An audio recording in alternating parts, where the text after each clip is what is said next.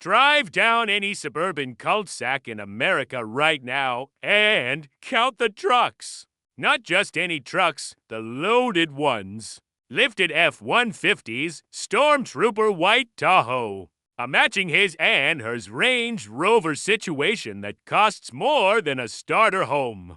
Manicured lawns, pavered driveways, a boat peeking out of the third garage bay. And you think, man, everyone on this street is doing great. They're not. A lot of them are one missed bonus away from a hardship withdrawal and a very quiet conversation with their financial advisor. My name is Nick, and the average new car payment in America just hit $772 a month.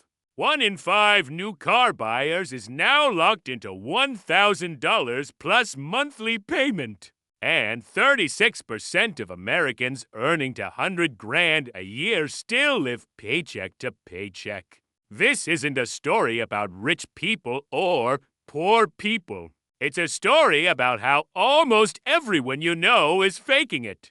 And the tells are everywhere if you know where to look. And the most uncomfortable part of this video isn't going to be recognizing your neighbor. It's going to be recognizing yourself. Here are 13 of them. Sign 1, the multi-truck driveway.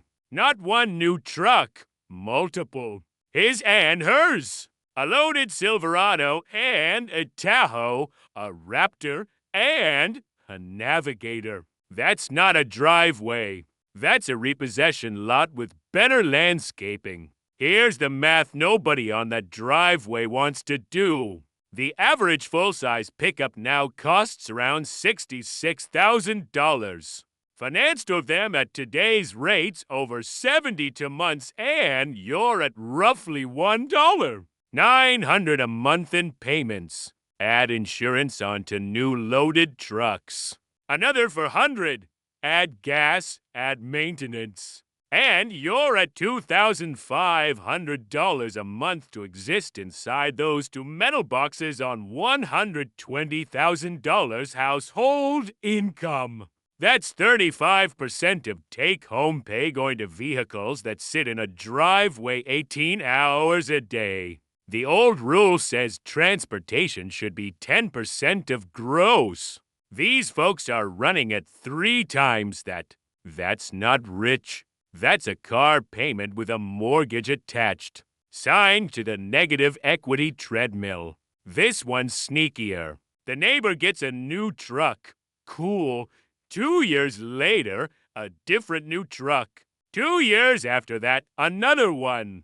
You think, wow, they must be crushing it. Here's what's actually happening. Over 20% of new car loans in 2025 were 80 for months long. That's 7 years. The average train-line has $7,100 of negative equity. The car is worth $7,000 less than what's still owed. And 27% of underwater trade-ins owe at least $10,000 more than the vehicle is worth. So, when the neighbor rolls into a new truck every 2 years, he's not upgrading. He's taking the $7,000 he still owes on the old truck, rolling it into an 8-for-month loan on the new one, and starting over from negative. That's a $1,000 payment for a vehicle he'll still owe money on when his toddler gets a learner's permit. And here's the part that'll mess with your head. When the neighbor trades that truck in, the dealer doesn't tell him he's upside down. The dealer just slides the negative equity into the new loan. Shows him a monthly payment that looks almost identical to the last one. And sends him home with a fresh key fob. He didn't feel the loss. He just felt the upgrade. That's the whole trick.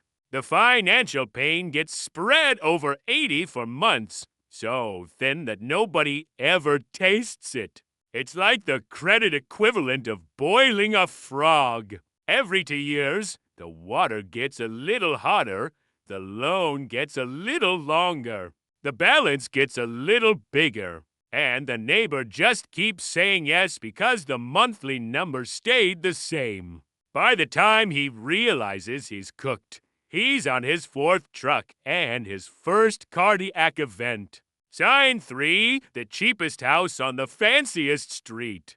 This is the classic. Stanley's original research on American millionaires found that about 30% of households living in $300,000 plus homes earn $60,000 a year or less. They stretch to buy into the zip code. Now, here's the part nobody talks about. Once you're living on that street, the street owns you. Everyone has a landscaper, so you need a landscaper. Everyone's kids do travel hockey. Now, your kid does travel hockey. Everyone leases new, so you lease new. The neighborhood is in a neighborhood, a spending prescription, and you sign the pickup slip the day you close. The math is unforgiving.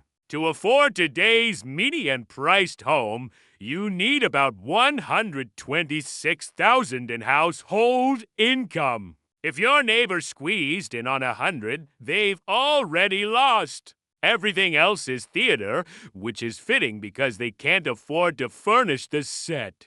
Sign for the empty McMansion, also known as the square-footage ceiling. You get invited over, and it's beautiful. Veinted ceilings, quartz waterfall island, 2-story foyer. And then you walk past the formal dining room and notice there's absolutely nothing in it. Just a Nest thermostat and the kind of echo you get inside ALOs. The median new home has ballooned from 1,500 square FT in the 70s to over 2,100 square FT today. Per person living space has almost doubled, which is great. Except nobody budgeted for furniture. The den has a card table. The bonus room upstairs has a single stationary bike and a yoga mat. That hasn't been rolled out since February. They didn't buy a home, they bought a frame. The rest is coming one-way fare order on Klarna at a time. And if you're keeping score, that's at least 3 separate signs we've covered where the phrase on Klarna applies. And I promise we're not done. Sign 5, the equity transfusion. 2 years ago, they ripped out the kitchen. Last summer, they redid the primary bath. This spring, they're starting on the basement. Next spring, the deck never stops.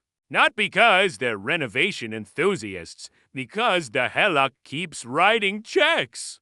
Home equity line originations grew almost 16% year over year in 2025. And here's the number that matters. 39% of HELOC funds in 2024 went to debt consolidation, not renovation. Translation: people are draining the equity in their house to pay off credit cards, and then telling the neighbors they're redoing the basement. Some of them genuinely are, but they're doing it at a rate that was for percent in 2022 and is now north of 9. That's not remodeling. That's a blood transfusion from your house in Capital One, and the house is the one getting weaker. Quick pause! If you're starting to do the mental inventory on your own driveway, your own subscription list, your own last DoorDash order, good. That's the video working. Stick with me because the next one is where the national embarrassment starts getting weird. Sign 6, the Amazon blizzard and the DoorDash tax. You'll be outside getting your mail and the Amazon truck pulls up. 3 boxes. 3 hours later, another truck. 2 more boxes, then DoorDash, then Uber Eats, then DoorDash again. That's not a house. That's a FedEx regional hub with a mailing address. Here's the brutal data point. Food delivery apps mark up restaurant prices by about 25% inside the app. Then add a delivery fee, a service fee, and a tip.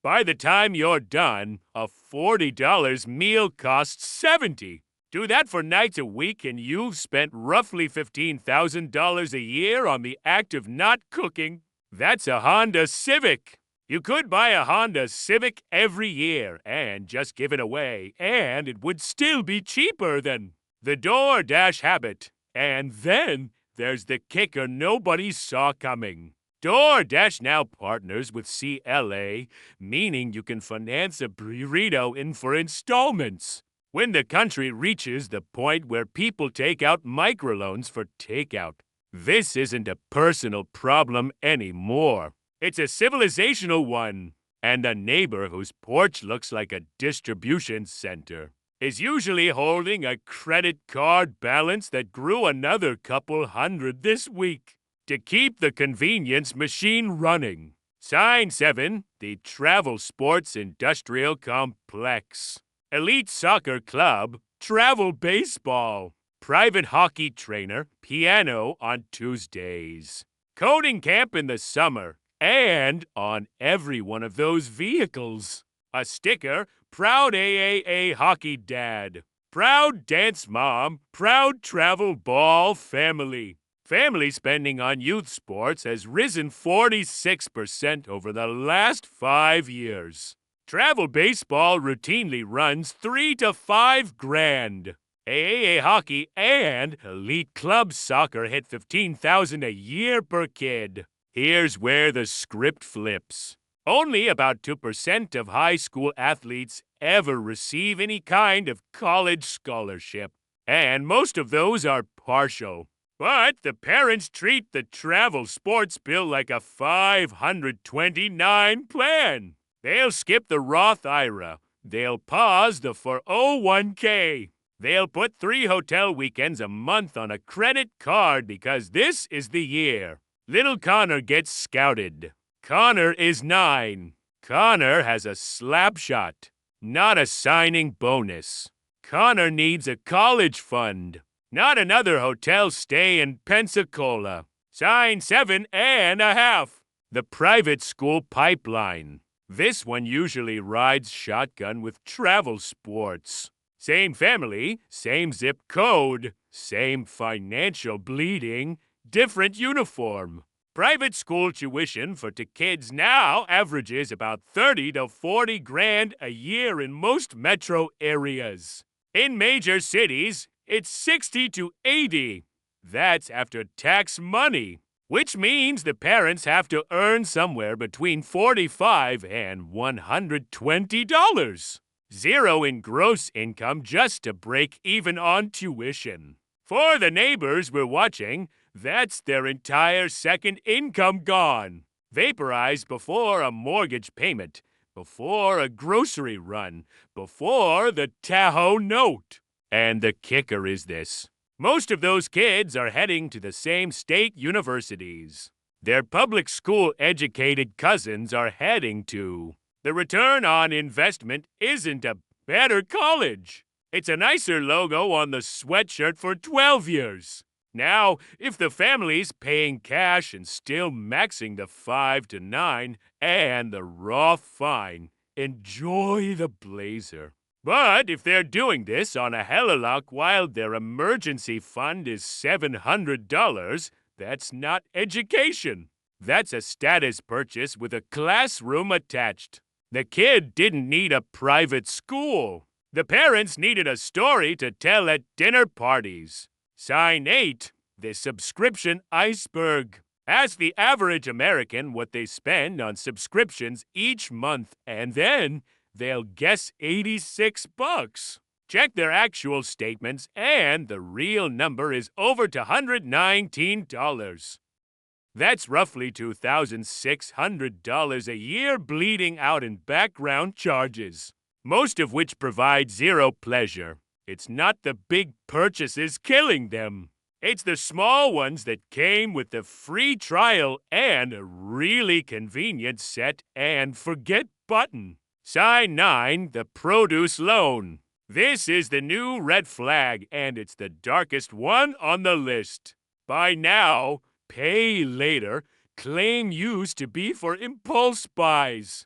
The $30 she and haul the weird gadget at checkout. Now 29% of BNPL users have financed groceries. For Gen Z, it's 38%.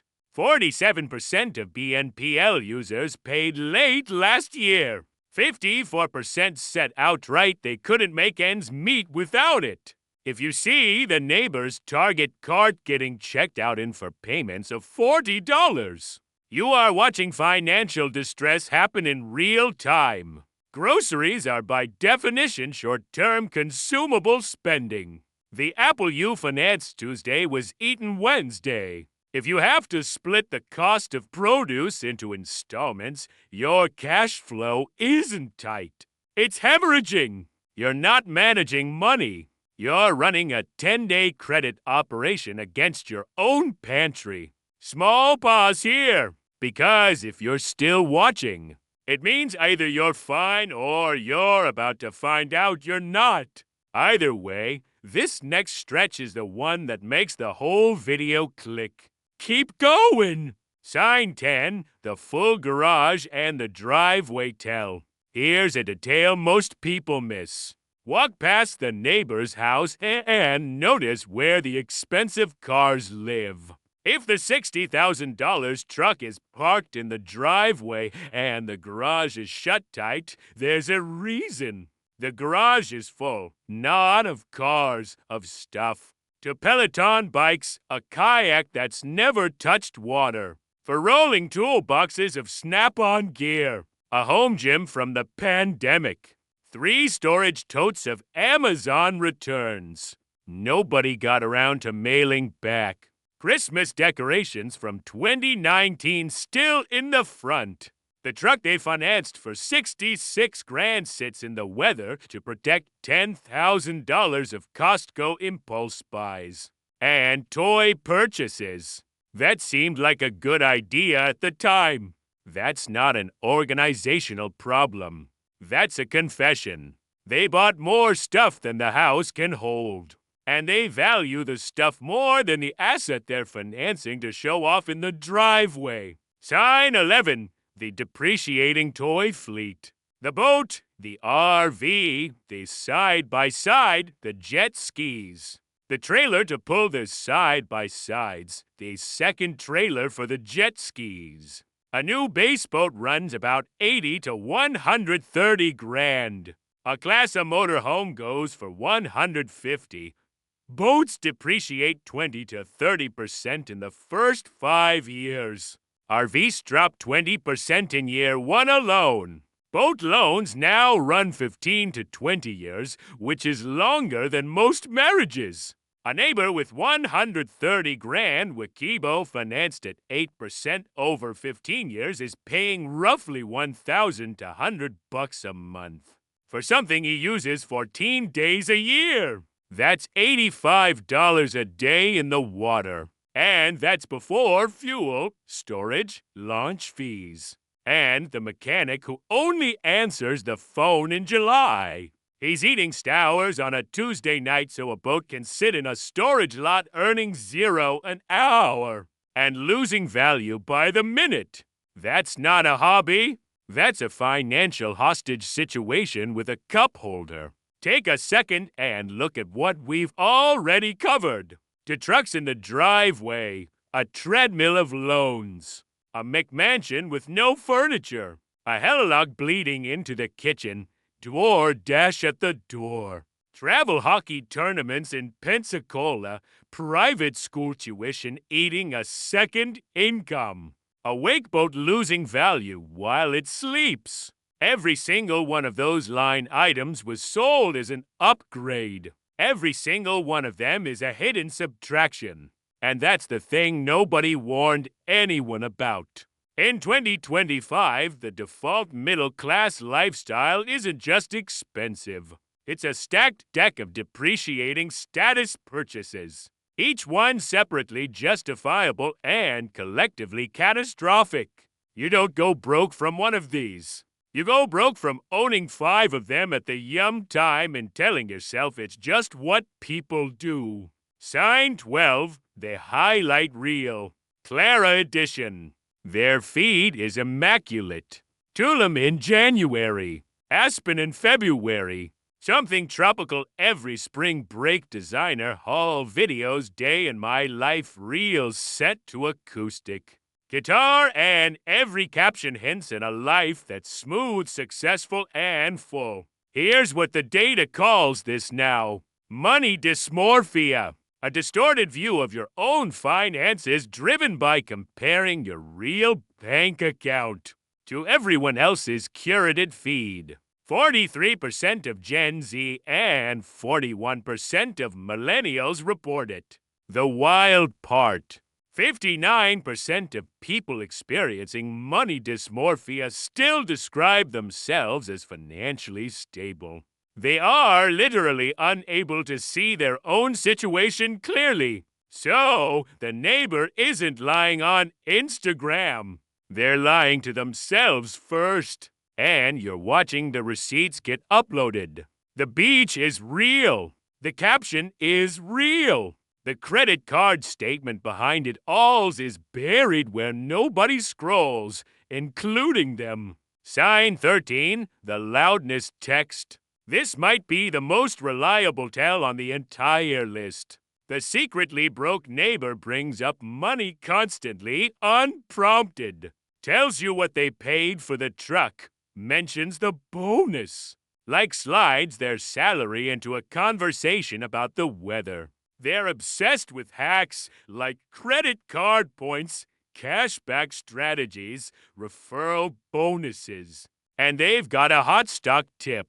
Their crypto's about to moon. Their buddy at work is in options. Absolutely printing. The largest study of American millionaires ever conducted asked 10,000 of them about their wealth.